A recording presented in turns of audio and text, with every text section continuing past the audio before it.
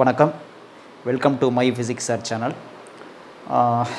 இந்த வீடியோவில் நம்ம நீட் ஃபிசிக்ஸ் அதான் பார்க்க போகிறோம்.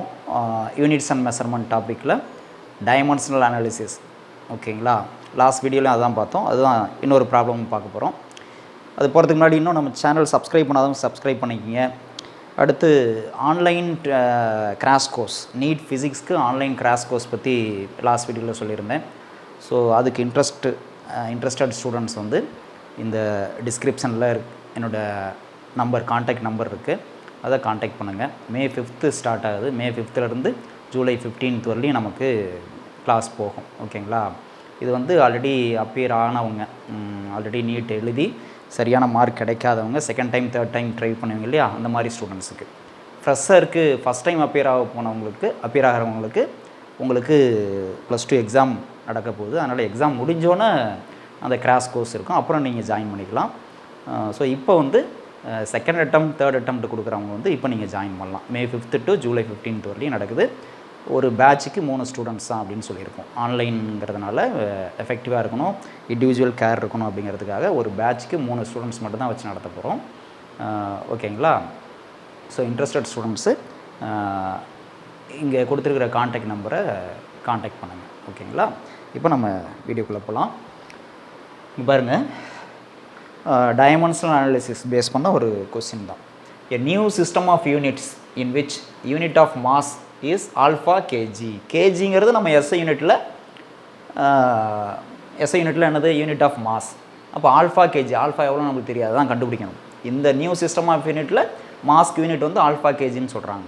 Unit of length is beta metre, beta value எவ்வளோன்னு கண்டுபிடிக்கணும். And unit of time is gamma second. What will be the value of 5 joule in this new system? இதுதான் question. So option கொடுத்துருக்காங்க, four options கொடுத்துருக்காங்க, அதில் நம்ம choose பண்ணோம். அப்போது ஒரு new system of unit create பண்ணியிருக்காங்க. அந்த சிஸ்டத்தை நம்ம வந்து எஸ்ஐ சிஸ்டத்தோடு கம்பேர் பண்ணி 5 ஜூலுங்கிறது எஸ்ஐ சிஸ்டத்தில் நமக்கு என்னது யூனிட் ஆஃப் எனர்ஜி இல்லையா. அப்போ அதை இவங்க சொல்லியிருக்கிற அந்த நியூ சிஸ்டம் ஆஃப் யூனிட்டில் அந்த 5 ஜூலை எப்படி நம்ம சொல்லணும், அதுக்கான கொஸ்டின் தான் இது. ஓகேயா, ஸோ இப்போ இதை என்ன ஆன்சர்னு கண்டுபிடிப்போம். ஃபஸ்ட்டு நமக்கு என்ன தெரியணும், இந்த கொஸ்டினை சால்வ் பண்ணோன்னா எனர்ஜிக்கான டைமென்ஷனல் ஃபார்முலா தெரியணும் ஃபஸ்ட் இல்லையா. So dimensional formula for energy என்னது, டைமென்ஷனல் ஃபார்முலா ஃபார் எனர்ஜி வந்து ஆல்ரெடி லாஸ்ட் வீடியோலையும் பார்த்தோம் இல்லையா. என்னது ml² t power -2, ml² t power -2. இதுதான் வந்து டைமென்ஷனல் ஃபார்முலா ஃபார் எனர்ஜி இல்லையா. ஸோ இப்போ இங்கே இது தெரியணும் ஃபஸ்ட்டு. அடுத்து இது அப்படியே இருக்கட்டும். இப்போ நமக்கு 2 சிஸ்டம் ஆஃப் யூனிட், ஏன்னா ஒரு எஸ்ஐ சிஸ்டத்தை இன்னொரு நியூ சிஸ்டத்தோட கம்பேர் பண்ண போகிறோம். ஓகேங்களா, அப்போ முதல்ல எஸ்ஐ சிஸ்டம் தனியாக எழுதிங்க. SI system of unit. இந்த பக்கம் வந்து new system of unit, SI system new system. SI சிஸ்டத்தில் அவங்க வேல்யூ கொடுத்துருக்காங்க. அது வந்து நான் என்னென்னா N1 வச்சுக்கிறேன். அவங்க கொடுத்துருக்கிற வேல்யூ வந்து N1. அது எவ்வளவு, அந்த வேல்யூ வந்து 5, நம்பர் வந்து 5. ஸோ 5.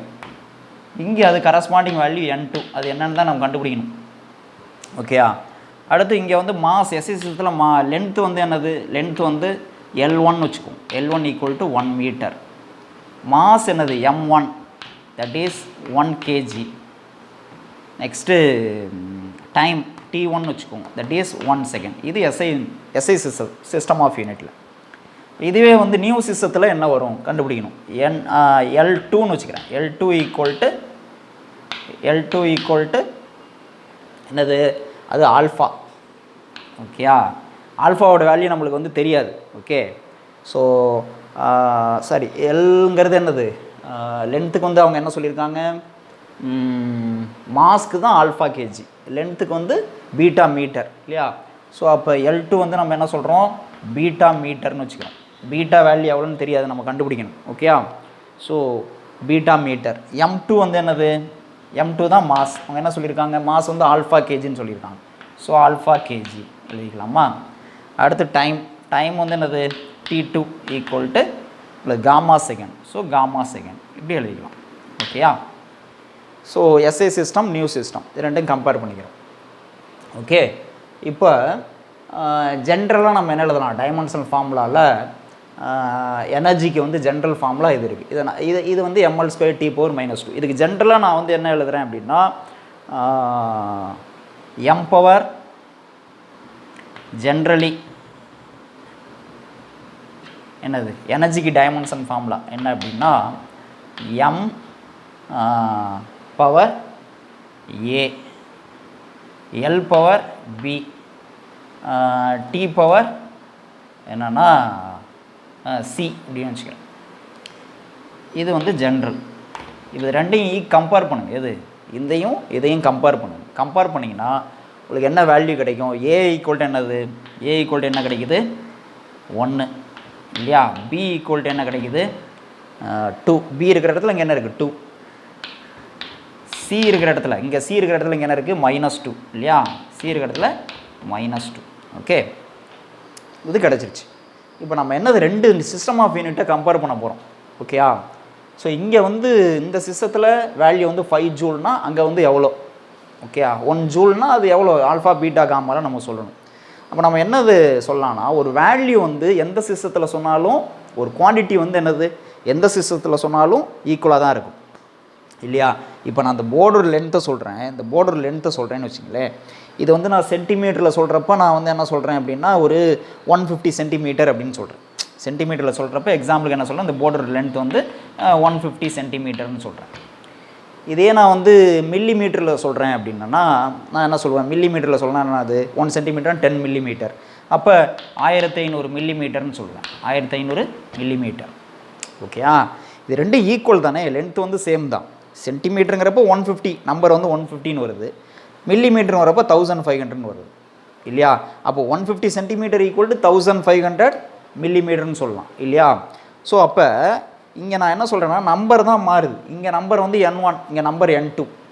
இங்கே யூனிட் வந்து என்னது? டைமென்ஷன்ஸ் என்னது? L1 M1 T1. இங்கே டைமென்ஷன் வந்து L2 M2 T2. Centimetre millimetre மாதிரி. ஸோ அந்த மாதிரி எழுதலாமா? இங்கே வந்து என்னது? n1 இன்ட்டு என்னது m1 L1 T1. ஓகேயா? இங்கே வந்து பவர் பார்த்துக்கணும். பவர் வந்து என்னது? டோட்டலாக நமக்கு வந்து எம்முக்கு வந்து பவர் ஏ, எல்லுக்கு வந்து பவர் பி, இதுக்கு வந்து சின்னு வச்சுருக்கோம். ஓகேயா? அப்போ ஏ பி சி, ஏன்னா இதோட டைமென்ஷன் வந்து என்னது? இதுதான். சரி, ஈக்குவல் டு இங்கே இந்த யூனிட்டில் என்னது? n2 into m2 power A, l2 power B, t2 power C. இப்படி எழுதலாமா? ஓகேயா? இது வந்து என்னது? 150 இன்ட்டு சென்டிமீட்டர் மாதிரி. இது வந்து 1500 இன்ட்டு மில்லிமீட்டர் மாதிரி. ஓகேங்களா? எக்ஸாம்பிள் சொல்கிறேன் கம்பேரிசனுக்காக. ஓகே, இதை வந்து நோட் பண்ணிங்க. ரேஸ் பண்ண போகிறேன், நோட் பண்ணிங்க ஃபஸ்ட்டு.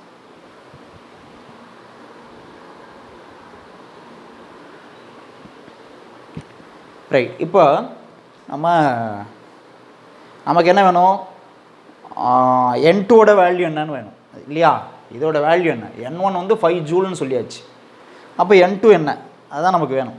இப்போ நம்ம சப்ஸ்டியூட் பண்ணலாம். n2 ஈக்குவல் டு என்ன எழுதலாம்? நான் அந்த கொஸ்டினை வந்து எரேஸ் பண்ணிடுறேன்.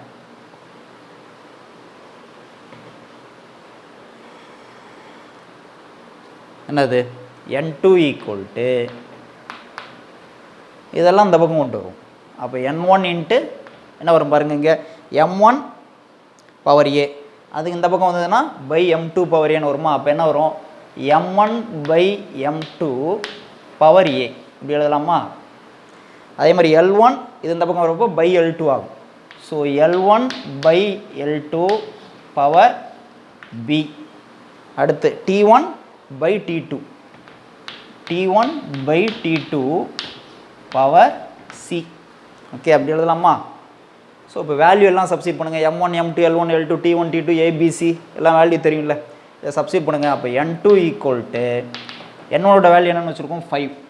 ஸோ 5 இன்ட்டு m1ஓட வேல்யூ என்னது? 1 kg. So 1 kg divided by m2ஓட வேல்யூ என்னது? Alpha kg. அப்போ ஆல்ஃபா kg பவர் ஏ. ஏவோட வேல்யூ என்ன வச்சுருக்கோம்? 1. ஸோ 1. அடுத்து L1ஓட வேல்யூ 1 மீட்டர். L2ஓட வேல்யூ என்னது? பீட்டா மீட்டர் இல்லையா? Power B. பியோட வேல்யூ என்னது? 2. அடுத்து T1 T1ஓட வேல்யூ என்னது 1 second. So 1 second divided by T2ஓட வேல்யூ காமா செகண்ட். பவர் சியோட வேல்யூ என்னது -2. ஓகே அப்படி எழுதலாமா? இப்போ என்னது கிலோகிராம் கேன்சல் பண்ணிவிடும், மீட்டர் செகண்ட் கேன்சல் ஆகிடும். அப்போ N2 ஈக்குவல் டு என்ன வரும் 5 இன்ட்டு இங்கே பாருங்க ஆல்ஃபா பவர் 1, ஆல்ஃபா கீழே இருக்குது. ஓகே இப்போ எப்படி எழுதலாம் 1/ஆல்ஃபா பவர் 1, இங்கே 1/பீட்டா பவர் 2, 1/காமா பவர் -2 இப்படி இருக்குது. பவர் -2 வந்து இதுக்கும் வரும். அப்போ என்ன எழுதலாம் N2 equal to 5 into alpha 1 மேலே எடுத்துகிட்டு வந்தோம்னா ஆல்ஃபா பவர் -1, பீட்டா 2 மேலே வந்துருச்சுன்னா பீட்டா பவர் -2, காமா பவர் -2 மேலே வந்ததுன்னா காமா 2. ஸோ இதுதான் ஆன்சராக இருக்க முடியும். அந்த 5 ஜூலுங்கிறது இந்த நியூ சிஸ்டம் ஆஃப் யூனிட்டில் இதுதான் ஆன்சர். அப்போ என்ன ஆப்ஷன் வருதுன்னு பாருங்கள் 5 alpha power -1, beta power -2, gamma 2. So இதுதான் ஆன்சராக இருக்க முடியும். This is the answer. ஓகேயா? ஸோ அப்போ இந்த கொஸ்டின் சால்வ் பண்ணோன்னா நமக்கு வந்து எனர்ஜிக்கான டைமென்ஷன் ஃபார்முலா தெரியணும். அது தெரியலனாலும் எனர்ஜிக்கான ஃபார்முலா வச்சு கொண்டு வரலான்னு சொன்னேன் இல்லையா? ஃபோர்ஸ் இன்ட்டு டிஸ்டன்ஸ், ஃபோர்ஸ்க்கு வந்து மாஸ் இன்ட்டு ஆக்சலரேஷன், அதை வச்சு நம்ம பேசிக்கான ஃபண்டமெண்டல் டைமென்ஷன்ஸை வச்சு நம்ம கொண்டு வரலான்னு சொல்லியிருக்கேன். ஸோ இது தெரிஞ்சதுன்னா ரெண்டு சிஸ்டத்தை கம்பேர் பண்ணுறது தான். இந்த ஈக்குவேஷன் தெரியணும். ஓகேங்களா? ஒரு சிஸ்டத்துலேருந்து இன்னொரு சிஸ்டம் சேஞ்ச் ஆகிறப்ப வேல்யூ சேஞ்ச் ஆகும், அவ்வளோதான். பட் குவான்டிட்டி சேஞ்ச் ஆகாது. ஓகே, இந்த நம்பர் தான் சேஞ்ச் ஆகும். ஏன்னா இந்த டைமென்ஷனும் இந்த டைமென்ஷன் சேஞ்ச் ஆகிறதுனால இந்த நம்பர் தான் சேஞ்ச் ஆகும். பட் இந்த குவான்டிட்டி டோட்டலாக இது வந்து என்னது ஒரு குவான்டிட்டி, இது ஒரு குவான்டிட்டி, ரெண்டும் ஈக்குவல்னு இருக்கும். இந்த கான்செப்ட் தெரிஞ்சதுன்னா ஈஸியாக சால்வ் பண்ணிடலாம். ஓகேங்களா? இது போதுன்னு நினைக்கிறேன். டைமென்ஷனில் இந்த மாதிரி கொஸ்டின்ஸ் தான் கேட்பாங்க. மறுபடியும் அடுத்த வீடியோவில் இன்னொரு ப்ராப்ளத்தை நம்ம டிஸ்கஸ் பண்ணுவோம். ஓகேங்களா? தேங்க்யூ.